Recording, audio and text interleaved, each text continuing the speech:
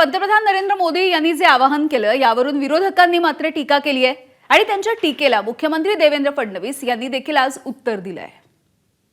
महिला आरक्षणाचं बिल हे लोकसभेत आणि राज्यसभेत 2023 मध्ये पास झालेलं आहे। 2023 मध्ये एका मताने आम्ही सगळ्यांनी मिळून लोकसभेत आणि राज्यसभेत ते ऑलरेडी पास केलेलं आहे। त्याच्यामुळे महिला आरक्षणाच्या बाबतीत सगळेच पक्ष एका मताचे आहेत।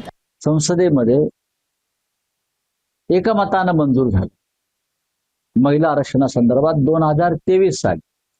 माझं देशाच्या पंतप्रधानांना एक आव्हान आहे, 2023 ला मंजूर झालेल्या बिलाचं आपण अंमलबजावणी अद्याप का केली नाही, याचं तुम्ही जर लाल किल्ल्यावरून उत्तर दिलं असतं तर आपण सत्यवादी आहात हे आम्ही जाहीरपणे सांगितलं।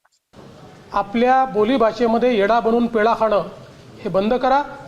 खरोखर महिला आरक्षण आणायचं असेल आणि महिला आरक्षणाला तुमचं समर्थन असेल तर संविधान संशोधनाला मान्यता द्या, 2/3 मेजॉरिटीने ते मंजूर करा, तर आणि तरच महिलांना 2029 ला आरक्षण मिळू शकेल। नाहीतर खायचे दात वेगळे आणि दाखवायचे दात वेगळे हे विरोधी पक्षाने करू नये। एबीपी माझा, उघडा डोळे बघा नीट।